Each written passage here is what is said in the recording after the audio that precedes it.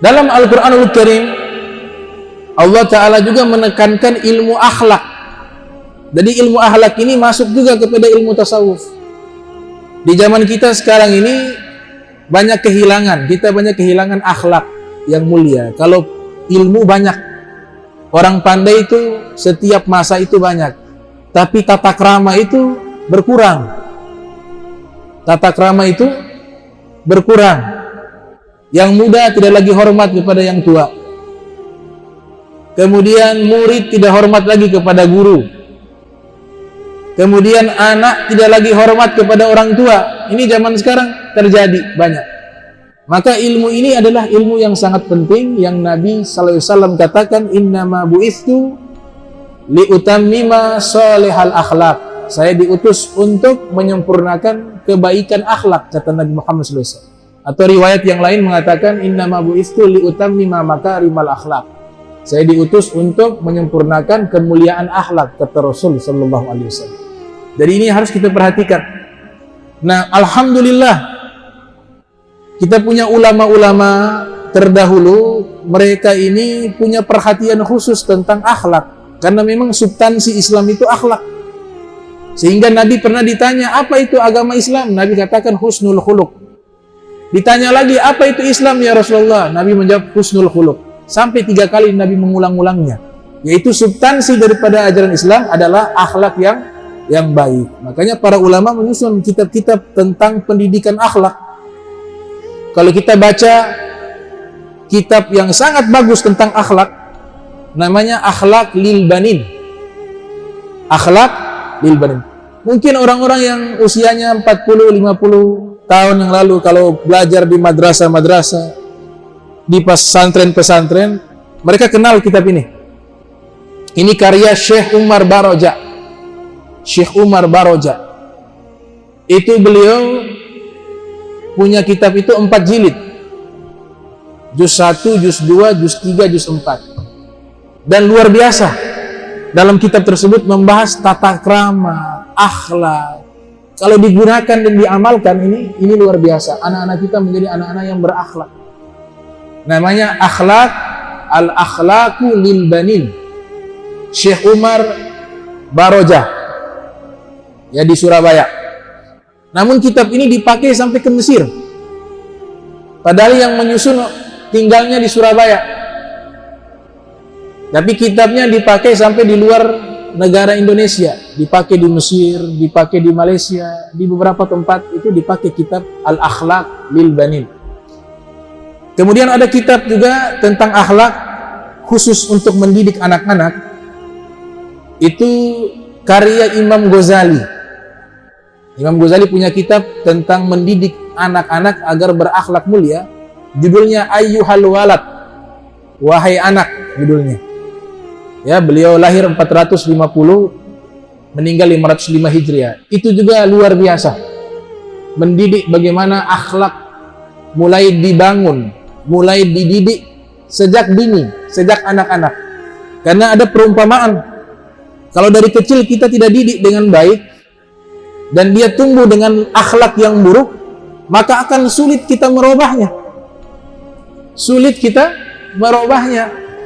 Makanya mulai dari anak-anak sudah mulai diperkenalkan akhlak, tata krama. Dalam surat Luqman, Sayyidina Luqman mengatakan kepada anak, ya bunayya, wahai anakku, wa isqala Luqman ya li ibnihi wa huwa ya'izuhu, ya bunayya la tusyrik billah inna syirka la zulmun adzim, la tusa'ir haddaka linnas wa la tamshi fil ardi maraha innallaha la yuhibbu kulla mukhtalin fakhur. Ini usia anak beliau disebutkan di dalam beberapa kitab tafsir kurang lebih 8 sampai 7 tahun.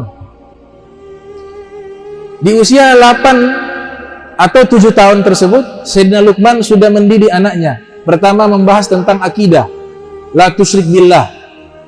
Ya. Jadi ada kalanya seseorang yang sudah Islam, dia bisa keluar dari Islam karena lisan, karena lidah. Itu para ulama menyusun dalam kitab, seperti Ibnu Hajar, kitabnya Al-I'lam bi Qawaidil Islam. Misalnya kita mengatakan, saya tidak mau masuk surga. Saya sudah bosan itu cari surga, meninggal saya maksiat. Ini para ulama dalam kitab Qawaati' mengatakan sudah kafir. Kesepakatan dengan istihfaf, niat meremehkan, atau al-istijhar lil anat, atau ingin menampakkan keras kepalanya, dia ingin melawan. Kalimat itu yang dia ucapkan, saya tidak mau masuk surga, saya ingin masuk neraka, misalnya, itu sudah kafir. Dia harus bertobat dan syahadat kembali.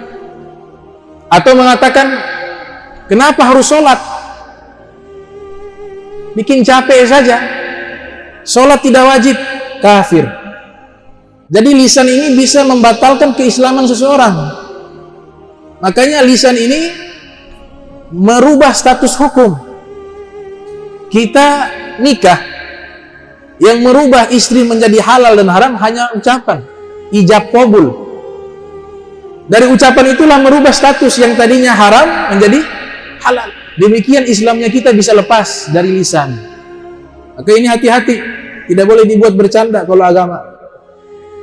Ya, itu dalam kitab Qawaati'. Ulama mengarang kitab khusus tentang dosa-dosa besar dan dosa-dosa yang menyebabkan orang keluar dari Islam. Itu disusun khusus.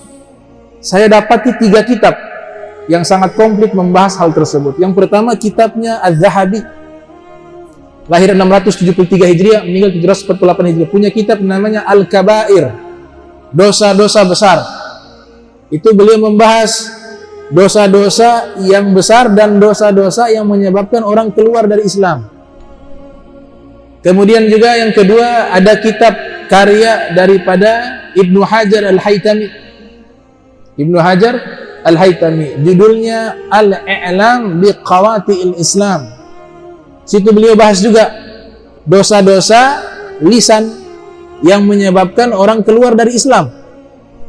Dosa-dosa yang dimana menjatuhkan dia terjerumus kepada dosa-dosa yang besar. Khusus kitab tersebut. Kemudian ada kitabnya beliau juga yang kedua, judulnya Az-Zawazir Fiktirafil Kabair, juga membahas tentang dosa-dosa tersebut. Maka oleh sebab itu, ini lisan kita gunakan untuk kebaikan, ya, jangan digunakan untuk hal-hal yang tidak baik.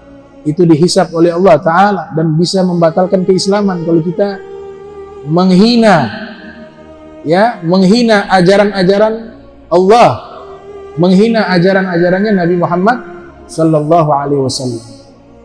Neraka gak ada yang sanggup. Gak ada satu manusia yang sanggup di dalam neraka, tidak ada. Ada hadis riwayat Imam Muslim, Nabi sallallahu alaihi wasallam mengatakan paling ringannya azab neraka itu diletakkan jamratani, 2 batu bara yang dibakar di dalam api neraka, diletakkan di bawah telapak kakinya. Saking panasnya itu batu bara, otak mendidih. Kemudian otak ini meledak. Kalau meledak mati, itu mendingan, tapi tidak, Allah hidupkan kembali. Dan itu diazab terus-menerus seperti itu. Itu dalam hadis Muslim, riwayat Nu'man bin Bashir meriwayatkan hadis tersebut. Disebutkan juga dalam kitab Riyadhus Shalihin. Orang yang diazab tersebut mengatakan, tidak ada yang diazab paling berat seperti diriku. Apa kata Nabi? Fa innahu aisar. Padahal dia paling ringannya azab di neraka, seperti itu. Dia merasa paling berat. Nauzubillah min zalim. Jadi gak ada seorang pun yang mampu menahan azab neraka. Makanya Nabi ajarkan doa kepada kita untuk berlindung dari api neraka, bukan minta masuk neraka. Nabi ajarkan kepada kita doa berlindung dari api neraka, karena Nabi tahu gak ada manusia yang sanggup menahan azab neraka. Tujuan adanya neraka agar kita baik di dunia. Orang yang takut neraka, perbuatannya akan mengarah kepada kebaikan. Karena agama kita mengatur perbuatan buruk itu dosa, perbuatan baik itu pahala. Perbuatan buruk neraka, perbuatan baik surga. Tapi kalau orang sudah tidak takut neraka, Ini orang tidak ada kebaikan. Orang tidak ada kebaikan. Makanya ada kesempatan taubat. Ada kesempatan. Nabi ajarkan doa kepada kita berlindung dari api neraka. Allahumma inna na'udzubika minan nar. Allahumma inna na'udzubika minan nar. Ya Allah, kami berlindung kepadamu dari azab neraka. Bukan minta masuk neraka, berlindung dari azab neraka. Nah, ini perlu kita pahami ilmu-ilmu yang penting, ilmu akhlak. Kalau sudah akhlaknya baik, maka yang keluar akan baik, karena akhlak mendidik hati. Akhlak itu mendidik, tasawuf itu mendidik hati. Lisan ini menerjemahkan isi hati. Innal kalama la fil fuadi wa innama ju'ilal lisanu 'alal fuadi dalilah. Ucapan yang sesungguhnya itu sumbernya dalam hati. Adapun lisan hanya menerjemahkan isi hati. Itu kata para ulama demikian. Nah, kitab terbaru tentang pendidikan akhlak namanya Tarbiyatul Aulad fil Islam. Tarbiyatul Aulad fil Islam, karya Dr. Alwan. Nah, ini beberapa kitab akhlak yang bagus dijadikan referensi untuk kita ajarkan kepada murid-murid, anak-anak yang masih kecil, agar tumbuh besar menjadi orang yang baik akhlaknya, yang mulia akhlaknya. Kenapa ditekankan kitab-kitab tersebut kepada anak-anak kecil? Mereka membuat satu analogi tumbuh-tumbuhan yang masih baru tumbuh. Dia punya batang kan masih lombok, masih lembek. Kalau dia bengkok masih bisa kita luruskan. Dia bengkok masih bisa diluruskan. Tapi kalau dia sudah tumbuh menjadi pohon yang besar dan kita biarkan dari awal dia bengkok, maka dia tumbuh besar dalam keadaan bengkok, maka susah untuk kita luruskan lagi. Kayaknya dari kecil itu sudah mulai kita mendidik akhlak anak kita, ya, menjadi anak yang soleh. Para ilmuwan ahli psikologi mengatakan the golden age, usia emas, itu usia anak-anak. Nabi sampai mengatakan muru auladakum bisolah wahum abna'u sab'a. Perintahkan anak kalian sholat usia 7 tahun. Wadribuhum 'alaiha wahum abna'u asr. Kalau meninggalkan sholat usia 10 tahun mulai kasih hukuman. Wa farriqu baina madaji'ihim, dan di usia 10 tahun pisahkan tempat tidur mereka, kata Nabi Muhammad SAW. Jadi Nabi sudah memberikan isyarat mulai didik dari usia 7 tahun.